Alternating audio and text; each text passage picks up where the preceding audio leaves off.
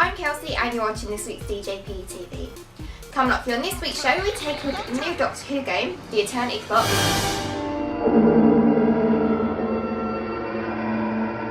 And we have a review of Alan Wake American Nightmare.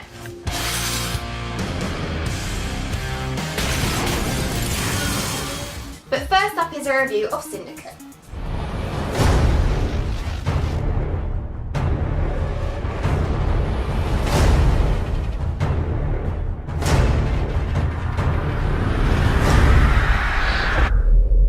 Mission clock on.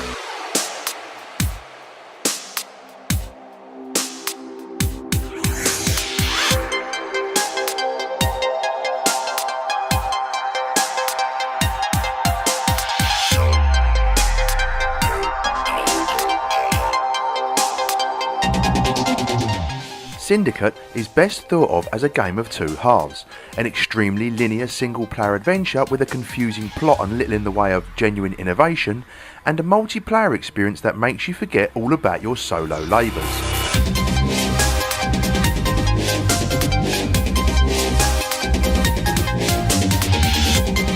Let's start with Syndicate's main campaign mode. It's 2069 and chips are all the rage. Unfortunately, not the type you'll find accompanying a tasty bit of fish, but rather the type that resides in the back of your brain.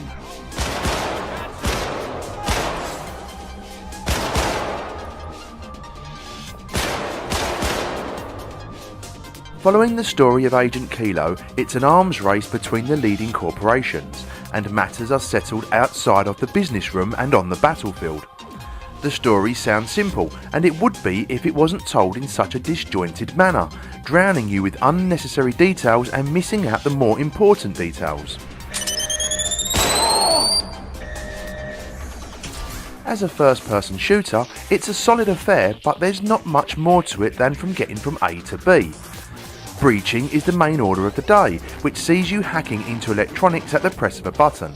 This also carries over to enemies, allowing you to force them into a grisly suicide or turn their gun on their allies for a couple of quick scalps.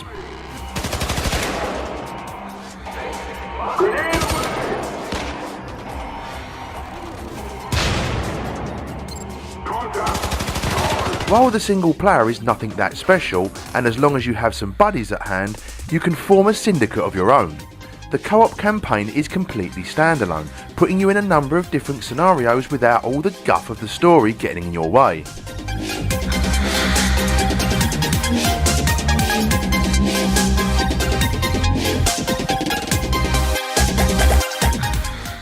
Missions are much more diverse, and you are constantly bombarded with objectives to complete. Rather than limiting you to 3 unique skills alone, new group abilities come into play, with revivals and health boosts among those available.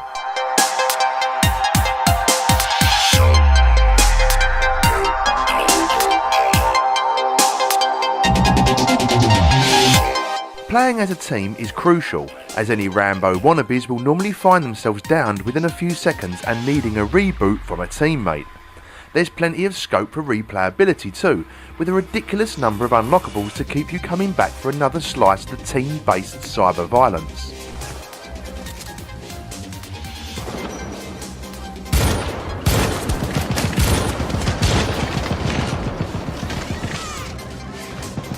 As a whole package, whether or not you should buy Syndicate depends on what type of shooter experience you're looking for. Those seeking a single-player epic may be let down by some poor storytelling and predictable gameplay. But if you're after a multiplayer shooter that doesn't involve army men amassing kill streaks and ankle-biting dogs, then this will be a Syndicate you need to join.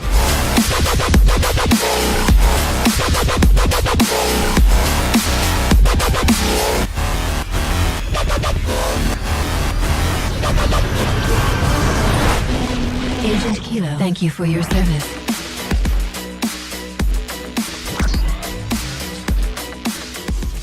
Syndicate looks surprisingly good and we'll be playing online this weekend, so give us a shout if you'd like to join with us.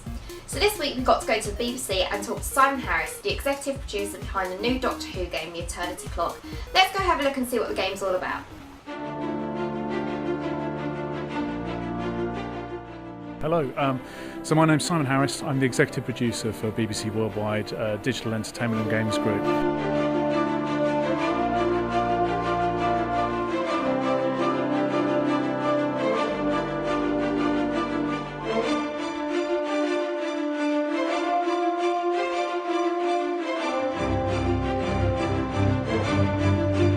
So the story of the Eternity Clock, so I'm not going to give you too much detail because we see the Eternity Clock as being like an interactive Doctor Who episode, so part of the fun is going to be going through the story with the Doctor and River and working it out. But fundamentally, the way the game starts is the Doctor is alone in his TARDIS and suddenly this massive time maelstrom erupts. The TARDIS gets dragged into it, the Doctor's fighting for control, doesn't know what's going on. TARDIS comes to a crashing halt. He's on Earth, and this time maelstrom is encompassing the whole planet and the whole of time. So this game, Doctor Who The Eternity Clock, is the first in what we hope is going to be a franchise of games. And so this is very much about the story of the Doctor and River, who the TARDIS actually calls. She breaks out of Stormcage. You get to go through that experience of breaking her out of Stormcage. Working through time to save the universe, stop the time maelstrom, plug time back together, repair the time stream. So that's the main adventure, but all the time there's this underlying question about what is the Eternity Clock. The River and Doctor try and answer this because until we reach the end of the first boss level, the Doctor doesn't even know what the Eternity Clock is, so he discovers it. And what I will give you a hint is that the Doctor and River start to understand that the Eternity Clock has a much bigger implication than just the time around Earth, and that the Eternity Clock is actually rewriting time. We get to do a really cool thing, which is we give you an insight into what is in River's diary, because the Eternity Clock even starts playing with that as well. So when you get to the end of this story, you understand what the Eternity Clock has been doing. Hopefully you've saved the universe, but there's still a much bigger adventure to be had afterwards. So fundamentally there are 4 monsters in this game. So there's the Silence, the Silurians, the Cybermen and the Daleks. And each of those is unique to their time period, although because the game has lots of time travel in it, the Doctor and River are continuously jumping from one time period of London to another. So we have these 4 time periods, and there's a monster sort of fundamentally in each one. What we wanted to really try and do was capture some of the sort of classic Doctor Who monsters, but take a unique twist on it. And so we were lucky enough to actually be able to develop 2 brand new monsters. So there's a new Cyberman, the Cyber Planner, who has never been seen before in the show or in any of the associated Doctor Who merchandise. It's unique to the game, which will now become part of Doctor Who lore. And then there is a second sort of ultimate boss monster as well, which I'm not going to reveal right now because it's the conclusion to the game. But if you watch the trailers, there are various hints to it in those.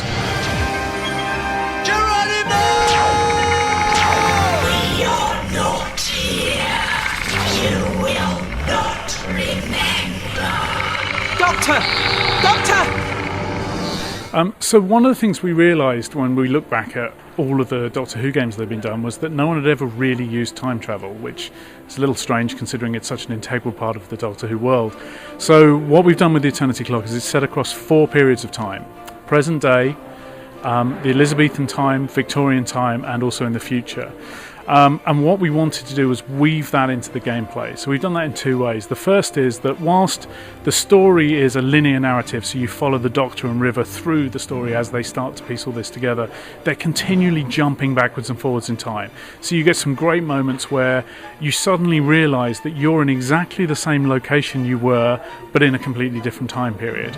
Then we do stuff which is where the Doctor sends himself messages through his psychic paper, or the Doctor and River start leaving items and mechanics behind for themselves so they can pick them up, even to the point where actually River goes into stasis for 300 years in order to meet up with the Doctor at a future time in order to solve a puzzle. Then we wanted to work out how we integrated that into the actual fundamental bits of the gameplay, and so we did that through 2 ways, one of which is what we call time delayed play.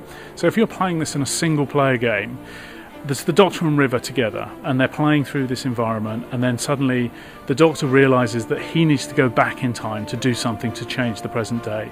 So what will happen is the player will take control of the Doctor, they will jump through into a different period of time and they will play through that puzzle. Then the game then suddenly jumps back and gives you control of River. And what you realise you have to do is most cases you have to hold off or avoid a monster. But you have to do it for the length of playtime that it took you to solve the puzzle. So we actually use the player's own skills and abilities in order to set how difficult or how challenging this is. And then how that works in a two-player co-op game is, I'm sitting on the sofa, my friend's next to me, I'm in, say, Victorian times trying to solve the puzzle. He or she is sitting next to me going, hurry up, the Cybermen are coming, I don't know how much more longer I can hold them off. So there's that great sort of banter on the sofa together of just get on with it. Oh no, I failed, they've caught up with me. You need to finish that puzzle a damn sight quicker next time because I can't wait 5 minutes while you're doing it. So we use that sort of playing in different time periods, both in the single player and the two player game in that way.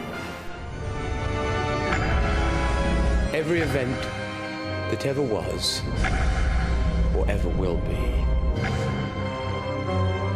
All recorded inside the clock. So we have a couple of collectibles in our game. The first, they're both really fun, but the first one is a real nod to the Doctor's obsession with hats, especially since Matt's been involved. So we have 40 hats hidden throughout the game that cover everything back to the very, very earliest Doctors, all the way through Doctor's history to the modern day Fez and Stetson and stuff like that. And then the second collectible is River's diary pages. So one of the things we wanted to do was really bury some stuff for the real hardcore Doctor Who fans in the game. So for the first time ever, players are actually going to be able to see some of the stuff that's written in River's diary.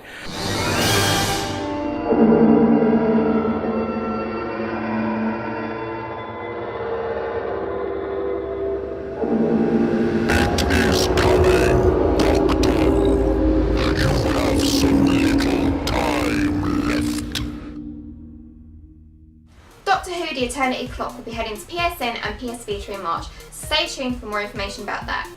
Next up is our verdict on Alan Wake American Nightmare, the latest Xbox Live Arcade edition.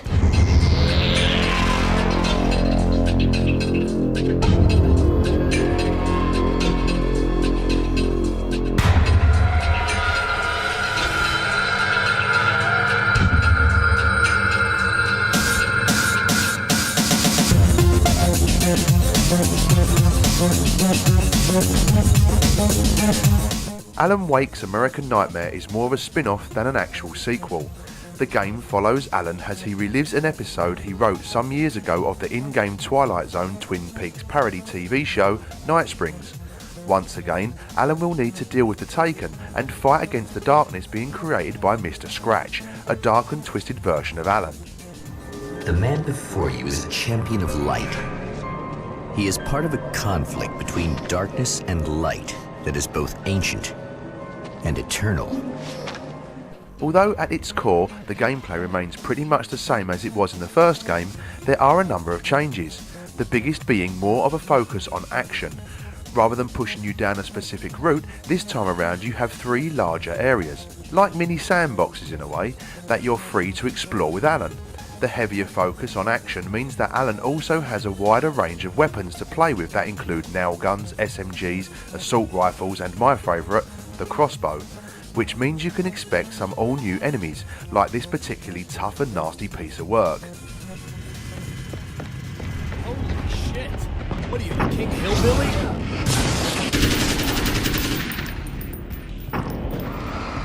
So, how does American Nightmare play? Well, there is a lot of this. Oh hell, this isn't gonna be good. Even more of this. We're back with Old Gods of Asgard and their manager, Barry Wheeler. Guys, you're on your comeback tour. And a load of this.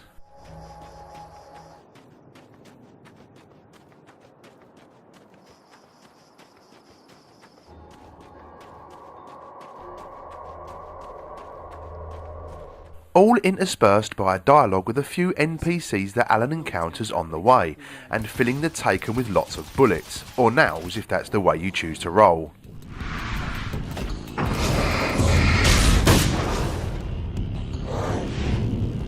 Much like the original Alan Wake, there are TVs, radios and manuscript pages to find. Although you don't need to stand around watching or listening to the TVs and radios, you will often want to absorb more of what is going on in Alan's nightmare. The problem is that many seem to drag on and for no reason at all. There isn't even an achievement for getting them all. The manuscript pages are used to unlock in-game weapon cases that give you access to better weapons and more firepower. I guess it's about time I went full auto. Most of the game is built around simple fetch quests. Go here and pick this up. That's one thing down. Now take it there and use it.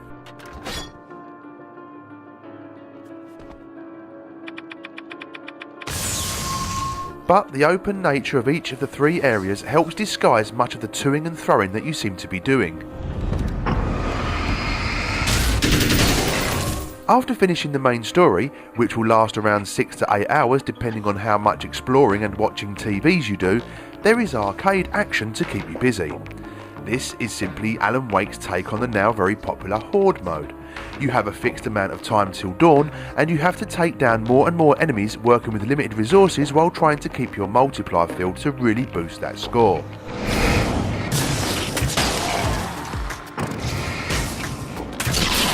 Overall, Alan Wake's American Nightmare is a worthy addition to the franchise.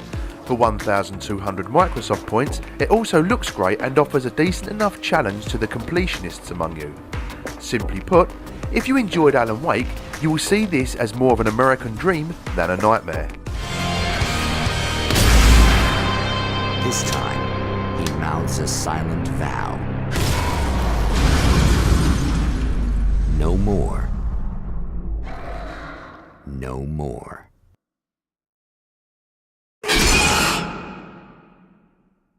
I'm afraid that's the end of our show as we've run out of things to say. But as usual, check out dailyjoypad.co.uk for even more news, reviews and previews, and play Syndicate with us this weekend. Thank you for watching, join us next week, bye!